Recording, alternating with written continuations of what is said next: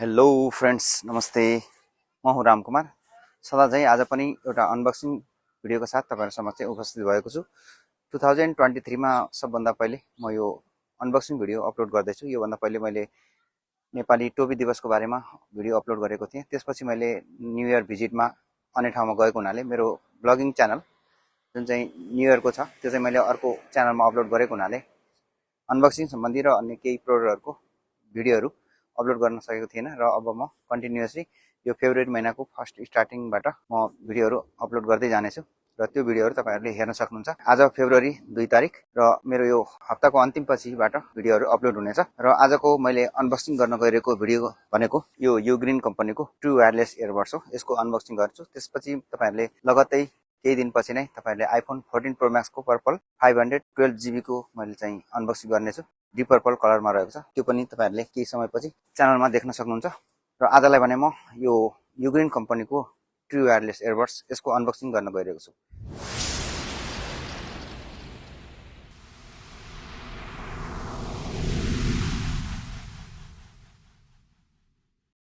नमस्कार मित्रहरू, म कुमार। टेक्नोलोजी सम्बन्धी जानकारी दिने यस च्यानलमा तपाईँहरू सबैलाई स्वागत गर्दछु। र मैले अघि भनेको थिएँ अर्को एउटा ट्रु वायरलेस इयरबड्सको अनबक्सिङ गरेर देखाउने छु भनेर, र त्यो इयरबड्स चाहिँ यही हो। यो चाहिँ युग्रीन कम्पनीको। मैले केही समय अगाडि तपाईहरुलाई युग्रीन कम्पनीको एडाप्टरको बारेमा पनि भिडियो अपलोड गरेको थिएँ। त्यो भिडियो हेर्नु भएको छैन भने तपाईले डिस्क्रिप्सनबाट त्यसको लिंक चाहिँ फलो गरेर हेर्न सक्नुहुन्छ। र यो चाहिँ युग्रीन कम्पनीकै ट्रु वायरलेस इयरबड्स हो। यो चाहिँ T3 कोडिङ दिएको छ, हाइट्युन भन्ने active noise cancellation wireless earbuds. यसको फिचरहरु चाहिँ यहाँ देख्न सक्छौं हामीले। यहाँ सबै music control, call feature, voice assistant, noise cancellation र यसको स्पेसिफिकेसनहरु यहाँ हामीले हेर्न सक्छौं। यो खुट्टाको ब्याक साइडमा दिएको छ। ब्रान्डिङ नेम चाहिँ हाइट्युन T3 भनेर दिएको छ कम्पनीले, र अन्य केही पनि छैन यसमा। यसलाई म अब अनबक्स गरेर हेर्छु। यसको लागि चाहिँ यो प्लास्टिकलाई काट्नु पर्ने हुन्छ। यसरी प्लास्टिक काटे यसलाई मैले यहाँबाट यसरी यो र्याप हटाएँ। र्याप हटाइसकेपछि यहाँबाट तान्नको लागि यस्तो दिएको छ। यहाँबाट यसरी मैले तान्छु यसलाई। हेर्नुस्, यसरी यो खुल्यो र यसको देख्न सकिन्छ यो टिप्सहरु चाहिँ यहाँ माथि नै रहेको छ। यसलाई अब म यहाँ बड्सलाई निकालेर हेर्छु हातमा। यो पनि यो युग्रीन कम्पनी पनि एउटा राम्रो चलेको कम्पनी भएको हुनाले यसले पनि आफ्नो प्रोडक्टलाई चाहिँ एकदम प्रिमियम रूपमा चाहिँ प्याकिङ गरेको रहेछ। यहाँ यसलाई मैले खोलेँ, यसलाई म साइडमा राख्छु। यो भन्दा पहिले यहाँ अन्य केही एसेसरिजहरु छ त्यो पनि हेरौँ। यहाँ यसमा हामीले पाउने भनेको यो इयर टिप्सहरु देख्नु भइहाल्यो पहिले नै, र यहाँ युग्रीन भनेर लेखेको हाइट्युन T3 को यो प्रोडक्ट म्यानुअल छ। यो चाहिँ पेपर वर्क्स हो। यहाँ कसरी युज गर्ने भन्ने कुराहरु सबै लेखिएको छ। तपाईहरुले यसलाई हेरेर पनि थाहा पाउनुहुनेछ। र यो सेफ्टी गाइड हो। यो सेफ्टी गाइडमा पनि केही इन्फर्मेसनहरु तपाईहरुले यहाँ हेर्न सक्नुहुन्छ। त्यो भन्दा बाहेक यहाँ एउटा के छ यसमा USB A to USB C भन्ने केबल रहेको छ। यो चाहिँ हाम्रो यो एयरपोर्ट्सलाई चार्ज गर्नको लागि हो। यो चाहिँ वायरलेस सपोर्ट नगर्ने भएको हुनाले यसलाई चाहिँ हामीले केबलद्वारा नै चार्ज गर्नुपर्ने हुन्छ। यहाँ हेरौँ यसको लुक्स। यसलाई म साइडमा राख्छु। यो एसेसरिज हेरिसकेपछि अब यसको यो एयरबड्सको चाहिँ लुक्स हेरौँ। यसलाई मैले लिड ओपन गरेँ। यहाँ लाइट बलेको छ र यसमा हामीले पाउने इयर टिप्सहरु चाहिँ तीनवटा साइज र एउटा चाहिँ इयरबड सँगै रहेको हुन्छ। यो चाहिँ यहाँ देख्न सक्छौं। यसलाई म निकाल्छु। यसलाई मैले निकालेँ। हेर्नुस्, यसको लुक्स चाहिँ यस्तो छ। यहाँ इयरबड्सको यो लिडमा पनि यहाँ चाहिँ युग्रीन भनेर ब्रान्डिङ चाहिँ लेखिएको छ। यहाँ लाइट चाहिँ बिप भएको छ, एल र आर। यसको चार्जिङ गर्नको लागि यहाँ पिन दुईवटा यहाँ बटममा, लिडको बटममा देख्न सक्छौं भने चाहिँ ब्ल्याक कलरमा एकदमै ग्लोसी रहेको छ। यसको साइनिङ चाहिँ एकदम धेरै राम्रो आएको छ। म यसलाई कानमा लगाउँछु।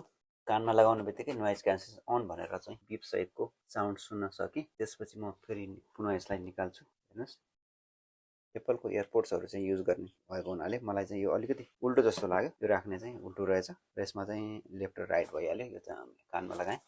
कानमा लगाइसकेपछि त्यो बिप चाहिँ सुन्न सकिएन, किनभने पहिलोचोटि यसले अनाउन्स गरे त्यसपछि अनाउन्स गरेन। अब यसलाई म कसरी कनेक्ट गर्ने भनेर चाहिँ यहाँ हेर्छु। त्योभन्दा पहिले यसको लुक्स नै हेरौँ बाहिरपट्टि के छ भनेर। यहाँ चाहिँ हिन्जको यसमा चाहिँ युग्रिन भनेर ब्रान्डिङ नेम दिएको छ। यहाँ बटम साइडमा चाहिँ USB-C छ। यहाँ कनेक्ट गर्नको लागि बटन चाहिँ यहाँ देख्न सकिन्छ। बटम साइडमा यो बटन रहेको छ। यो बटनले चाहिँ कनेक्ट गर्नको लागि हो।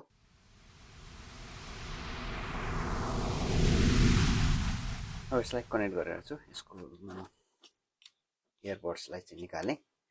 इयरबड्सलाई केसबाट निकालिसकेपछि यहाँ चाहिँ UGREEN HiTune T3 भनेर यहाँ नेम आयो। यसलाई म ट्याप गर्छु। ट्याप गरेसँग यो कनेक्टेड रहेको छ। यसको केही डिभाइस टाइप UGREEN T3 यहाँ नेमिङ भयो। डिभाइस टाइप चाहिँ कार, स्टेरियो, हेडफोन यो चाहिँ सेट गर्न सकिन्छ र यसलाई कनेक्ट र डिस्कनेक्ट गर्ने यो सिम्पल। यो चाहिँ यसको केही एप्लिकेसनहरू नभएको हुनाले यसलाई चाहिँ हामीले डाइरेक्टली यसरी नै युज गर्न सक्छौँ। यो त भयो कनेक्ट। अब म यसलाई म्युजिक सुनेर हेर्छु। यसको फुल भोल्युमले चाहिँ हाम्रो कानको जाली नै फाड्ने जस्तो भोल्युम चाहिँ यसले प्रोभाइड गर्ने रहेछ। र अन्य इयरबड्सको तुलनामा मैले अन्य इयरबड्स भन्नाले मसँग एउटा भिया टुलको यो V15 भन्ने इयरबड्स पनि छ। यसको तुलनामा चाहिँ यो इयरबड्स चाहिँ हेर्दाखेरि सानो भए पनि यसको पावर चाहिँ धेरै नै ठुलो रहेछ र यसको ब्यास पनि एकदम राम्रो रहेछ। यो भिया टुलमा चाहिँ हामीले साधारण कन्ट्रोलहरू पाउनेछौँ। त्यस्तै यसमा पनि त्यही साधारण कन्ट्रोल हो, तर यसको भोल्युम भने एकदम हाई रहेको छ। यसको भोल्युम चाहिँ हामीले इन्क्रिज जति गर्न सक्यौँ त्यति ठुलो हो, तर डिक्रिज गर्दाखेरि हामीले त्यति धेरै डिक्रिज भएर एकदम जिरो भोल्युममा चाहिँ यसलाई लिएर जान सक्दैनौँ। जस्तो कि म तपाईँहरूलाई देखाउँछु। ल यो जिरो भोल्युम गर्दाखेरि पुरै म्युजिक बन्दै भएको छ र म यसलाई बिस्तारै, तर यसरी गर्दाखेरि यो भिया टुलमा भने हामीले जुन नर्मल भोल्युम छ त्यो चाहिँ लास्टसम्म यसरी पुरै भोल्युम घटाउँदा पनि हामीले चाहिँ म्युजिक सुन्न सक्छौँ। र यो इयरबड्स युग्रिनको इयरबड्स चाहिँ एकदम योभन्दा धेरै नै राम्रो रहेको छ। प्राइस रेन्जको हिसाबले पनि यो अझै सस्तो पनि र राम्रो पनि रहेको छ। त्यसैले मैले यो युग्रिन कम्पनीलाई चाहिँ रोजेको। युग्रिन कम्पनी पनि अन्य कम्पनीहरूभन्दा राम्रो प्रोडक्ट लन्च गर्ने एउटा कम्पनी रहेको छ। त्यसैले पनि मैले तपाईँहरूलाई यो इयरबड्सको चाहिँ अनबक्सिङ गरेर देखाएको हो।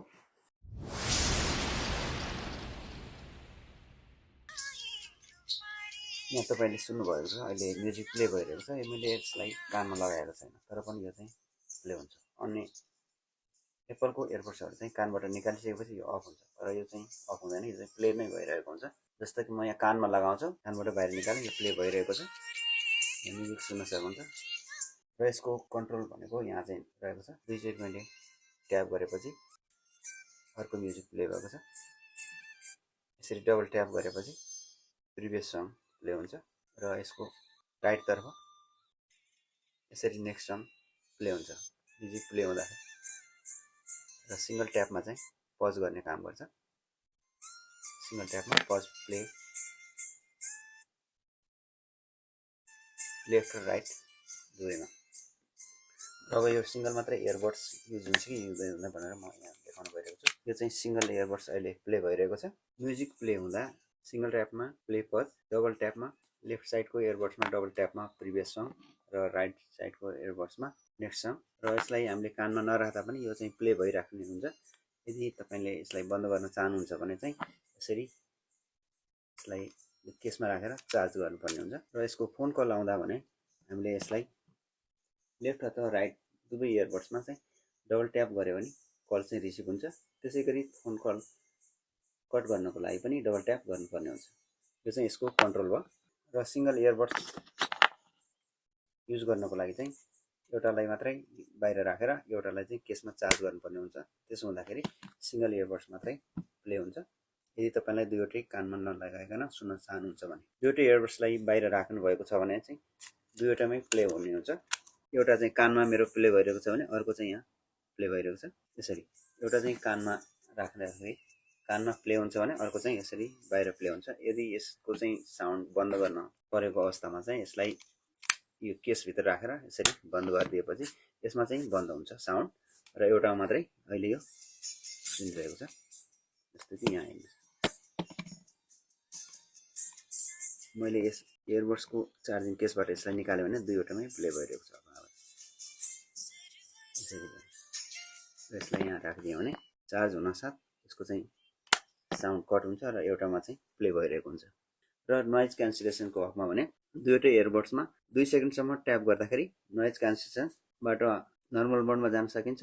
पुनः 2 सेकेन्डसम्म ट्याप गर्दाखेरि फेरि एक्टिभ नोइज क्यान्सलेसन हुन्छ र यो त भयो यसको म्युजिक कन्ट्रोल र अन्य कन्ट्रोलहरू फोन कल रिसिभ गर्दा र यसको एम्बियन्ट साउन्ड नोइज क्यान्सलेसन र नर्मल मोड यो तीनवटै हामीले यसरी दुईचोटि 2 सेकेन्डसम्म लङ प्रेस गरेर चाहिँ यसलाई युज गर्न सक्छौँ कन्ट्रोल यसको कन्ट्रोल चाहिँ प्रयोग गर्न सक्छौँ भने यसलाई हामीले सिंगल पनि युज गर्न सक्छौँ डबल पनि युज गर्न सक्छौँ सिंगल युज गर्नको लागि चाहिँ एउटालाई इयरबड्सको केसभित्र राख्ने र एउटालाई बाहिर राखेर सुन्न सक्छौँ र तपाईँलाई कानमा चाहिँ यो फिट भएन भने यो इयर टिप्सहरू चाहिँ दिएको छ यो सिंगल स्मल लार्ज र एक्स्ट्रा लार्ज र एउटा मिडियम चाहिँ यहाँ हाम्रो इयरबड्ससँगै रहेको छ तपाईँको कानमा जुन चाहिँ फिट हुन्छ त्यो नै तपाईँले यसलाई यसरी युज गर्न सक्नुहुन्छ निकालेर लगाउन सजिलो छ र अन्तमा हाइटुन T3 को USA प्राइस र ब्याट्री लाइफ बारे स्क्रिनमा इन्फर्मेसन राख्दै यो अनबक्सिङलाई यतिमै समाप्त गर्न चाहन्छु यति भन्दै गर्दा यो इयरबड्सको ब्लुटुथ भर्सन बारे पनि बताउन चाहन्छु यसमा ब्लुटुथ भर्सन 5.2 रहेको छ